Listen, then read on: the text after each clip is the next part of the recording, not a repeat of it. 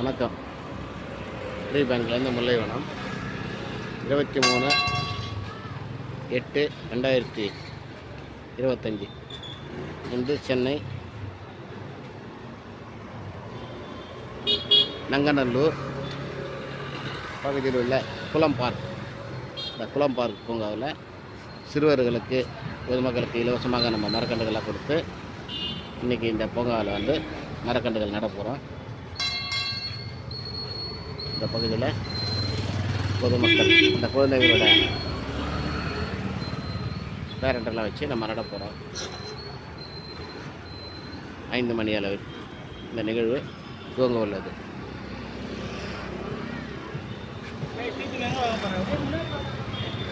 வரலாம் போய்